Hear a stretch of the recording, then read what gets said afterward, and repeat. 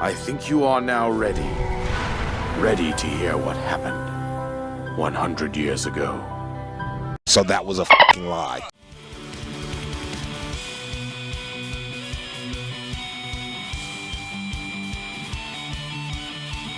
Hell yeah! Welcome all you heroes and ghouls to the first ever Hell Yeah Gaming review. Now, okay, before we go any further into this review, all joking aside, let me make one thing totally clear. Hyrule Warriors Age of Calamity is a great game. Joking and spoilers aside, I had an absolute blast playing it. It could be the best warrior-style game ever made. That said, I also have some very contentious and strong opinions about this game, most of which involve the story. As such, there will be heavy spoilers in this review, but don't worry, I'll cover as much as I can without spoiling anything first, giving you a chance to hop out of the video if you don't want the story ruined for you. Got it? Good. Then let's jump into things. If you like previous warrior-style games, chances are you'll love Age of Calamity for giving you that super empowering 1 versus 1,000 combat action with tons of special abilities and combos. If you don't like previous Warriors games, but like Zelda, especially Breath of the Wild, I think that this game does enough to really tickle that fancy just fine. In fact, I might go so far as to say that this game draws more from Breath of the Wild than it does from the Warriors franchise, for better or for worse. In addition to the absolute cavalcade of Breath of the Wild characters, locales, weapons, and enemies, the Sheikah Slate and its various abilities are a core gameplay mechanic to the combat experience. All the powers the Slate has in its original transition over to Age of Calamity intact: bombs, cryonis, stasis, and magnesis. Each one can be used at virtually any time to cause some damage, or move you into a more advantageous position. Not to mention, when battling enemies that aren't just fodder for your special meter and kill count, they'll often pull out big moves that can be directly countered by the Sheikah Slate's abilities, leading to opening up their weak point gauge. Damage them enough when their weak point gauge is exposed, and you will be able to land a devastating power attack that's likely to take out them and all the enemies around them. Mind you, this weak point gauge mechanic has been used in Warriors games before, but now the Sheikah Slate can directly expose it, and for prolonged periods of time. Not to mention, the designers went the extra mile when incorporating the Sheikah Slate. Instead of sticking to the same standard use for every single character, they all use the abilities in totally unique methods. Sure, Link just throws a few bombs one at a time, but Mipha throws a cluster of bombs. Urbosa uses cryonis to launch an enemy into the air, and then follows up with a lightning strike, while Impa rides it like old pioneers. And now you're telling me they thought they could drive? Rocks? You'd think something like Stasis wouldn't have the option of being unique for each character, but you'd be wrong, though I think this one is definitely the weakest attempt at making them all unique. The enemies all still freeze in place, but then each character follows up with a different attack or combo preset. The only exception is Link, who gives you free reign to attack the frozen enemies however you want, but all the characters can be cancelled out of their preset combo with a simple button press, thus giving them the same combo freedom as Link. All in all, a minor gripe, but still notable. The Sheikah Slate isn't the only mechanic from Breath of the Wild brought in to open up an enemy's weak point gauge either. The elemental rods are all in play as well. As you kill elemental enemies, you fill the meters for each rod and get to rain down ice, fire, or lightning on enemies at will. This is an amazing interrupt for bigger enemies, as all three elements stop them in their tracks and let you wail on their weak point gauge for a moment. In fact, it's a lifesaver against some of the toughest Lynels and Guardians. And if you use an element that an enemy is weak to, or exploit the battlefield, such as using ice on an enemy in the water, or hit them during a moment in their attack animation they're especially vulnerable in, then it's even more effective and the weak point gauge breaks far more easily. Even though the rods are a consumable resource, the fact that they refill when you kill elemental enemies and how effective they are can actually break the experience, unless you're battling the most extreme challenges on the hardest difficulties. Speaking of challenges, that's this game's alternative to the adventure mode of the previous Hyrule Warriors. Instead of getting any sort of alternate game mode, everything is accessed from the world map. In addition to the ongoing story missions, you'll get a few challenges with each advancement in the story. These are just bonus battles under specific conditions, such as having to use a specific champion, having to complete it in a certain time, or no healing allowed. While the game's story never really gets too difficult, here is where you can find the really hard battles. For some of the later challenges, you'll need to ensure that you've really gotten the hang of ordering characters to specific locations or enemies ahead of time and swapping your fighters on the fly, as well as truly mastering their abilities and combos. Completing these challenges nets you with resources for rewards, which leads us into the next big thing you access from the world map. Alongside the challenges, the other gameplay that's unlocked as you progress through the story are quests. Now, don't go getting your hopes up. These quests aren't as exciting as they sound. Basically, smaller, more relatable story beats are prompted, things the common man can relate to. A kid wants to make a training dummy, or Zelda wants to go research some new Guardian parts. Each comes with a cute little descriptor that tells you exactly what material you need to complete the quest. You turn in the materials and that's it! You're done! Well, okay, that's not entirely fair.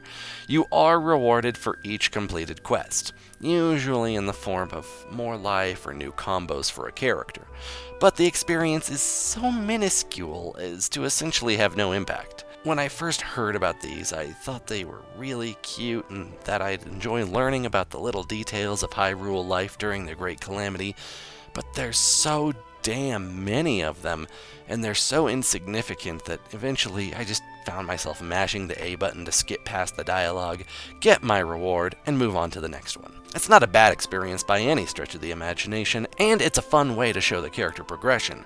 It's just not as fun or engaging as I was hoping for. But in the end, it's not a big part of the game, so it's not that big a deal. You know what is a big deal and has a big impact on the game? Big characters. No, really, I'm not joking. Big characters and big monsters can cause an incredibly frustrating experience, especially in maps with smaller battlefields, of which there is a surprisingly large amount. Okay, let me explain myself. So, for the most part, the camera is free roaming, but when you encounter powerful enemies, you can lock onto them, which fixes the camera behind you. Fairly standard gameplay fare, right? But combine this with the hectic and fast-paced combat, and you can wind up massively zoomed in with no idea what's going on, where you are, where the enemies are at, and stuck in a wall. And this happens all the time. It's not as bad if you avoid playing with any of the larger characters, but then what's the point in having them on the roster if I'd rather not play them, because their very presence actively detracts from the experience? Not to mention with how many castles and forts with small hallways and thin chambers you end up fighting in, even dealing with normal moblins can end up being a real pain in the pants sometimes, to say nothing of the truly colossal enemies like Lionels and Hinoxes.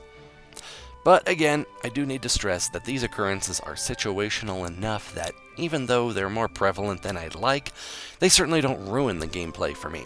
No, it's an absolutely fun hack-and-slash battle game that'll provide some truly wonderful visuals and empowering stunts. I can't tell you how fun it is to utterly demolish a bokoblin fort with a bomb rune, or send a whole battalion of enemies flying with a well-placed combo.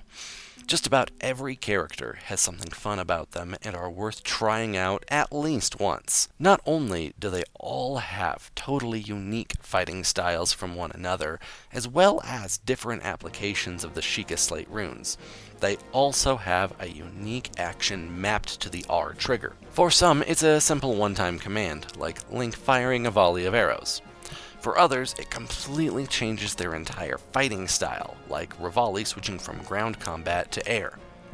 Definitely try out everyone and get a feel for who you like the most. Because I'm simple and boring, my favorite is Link with the Master Sword. But I'm also a huge fan of Impa and Which brings me to the final aspect of today's review. What I've been building up toward, the story. Man, oh man, do I have some thoughts here. I have more than thoughts. I have opinions. Uh-oh, opinions on the internet, guys. Yes, I have opinions, and they are very strong, and they swing on both ends of the spectrum for this. And it all comes down to this little guy right here. The mysterious little guardian we had all affectionately dubbed the Baby Guardian before the game launched. We're getting very firmly into spoilers now, folks, so if you want the story preserved for your own experience, click off the video now or jump ahead to the time shown on screen for my final thoughts. Are you still with me? I assume if you're still with me that you're okay with spoilers. Okay, real talk now. This little guy, this is Terrako. Absolutely nothing in this game would have happened if not for Terrako. And I'm not sure if that's a good thing or a bad thing. You see, Terrako time traveled, and his influence caused the events of the game to diverge entirely from the history we are shown in Breath of the Wild. That's right, everyone, it's another Zelda alternate timeline! I was so stoked when this game was announced. I was unbelievably hyped for the idea of a canon prequel to Breath of the Wild, showing us the great Calamity and how all these major historic battles took place, and how Ganon won, leaving Hyrule in ruin. But because of this little bastard, we get a completely different story that ends in a happily ever after.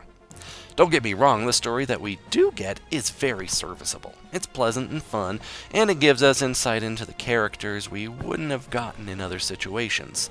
But just like Breath of the Wild itself, it wasn't the game that I personally wanted. And that's fine. I'm not saying that Nintendo can't try new things or make changes, or that you can't like what we were given. That's all perfectly valid. But damn it, you clicked on this video to see me expressing my own opinions, so that's what you're gonna get. It opens during the Great Calamity at the same time Zelda awakens her powers, and this somehow activates Terrako from a storage box in Zelda's room.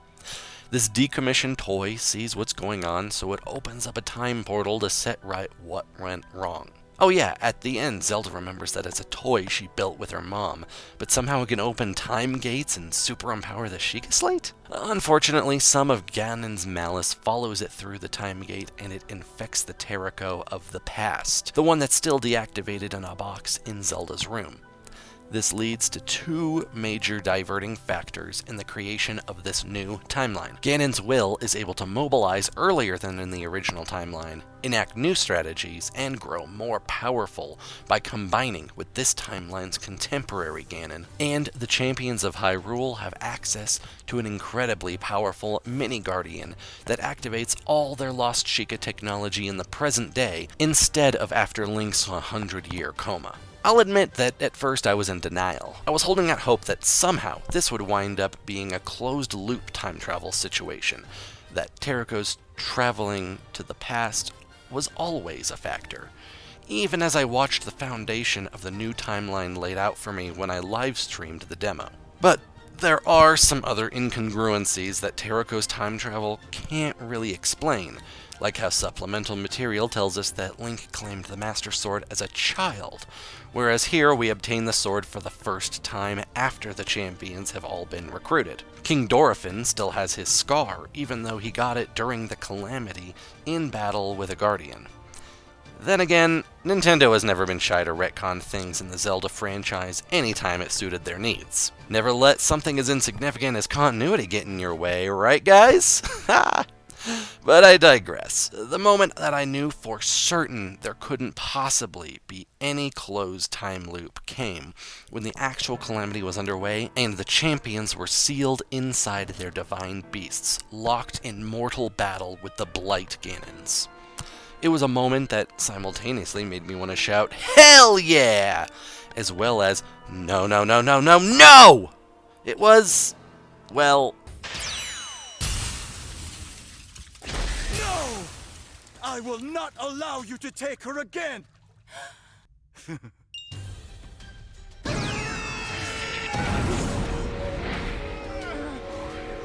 Wait,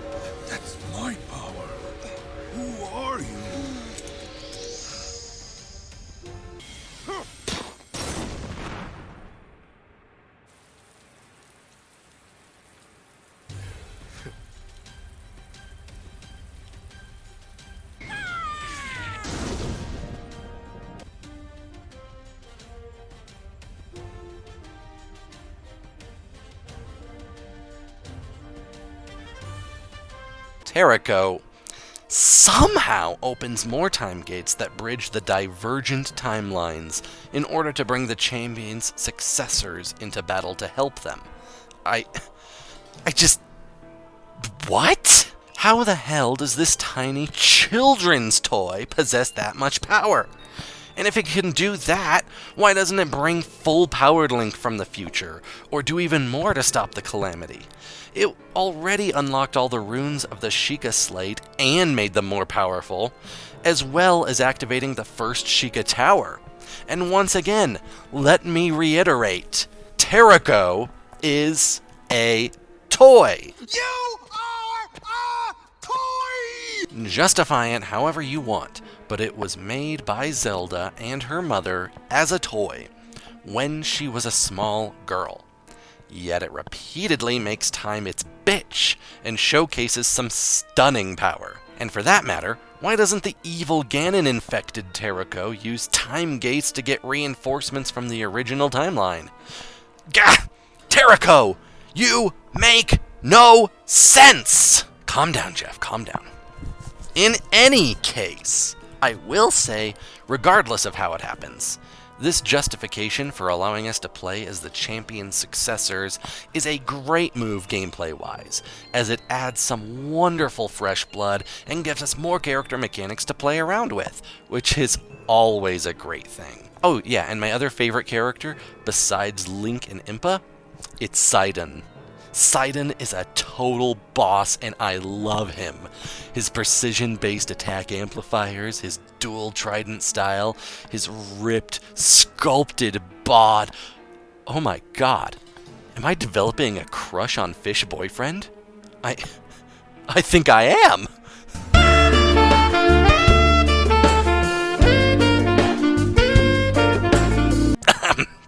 In any case, even for those in the deepest of denial, this is a moment that will break you out of that. Other major changes that result from Terrako's influence are all of the Sheikah Towers being activated, giving the champions greater ability to respond to dangers.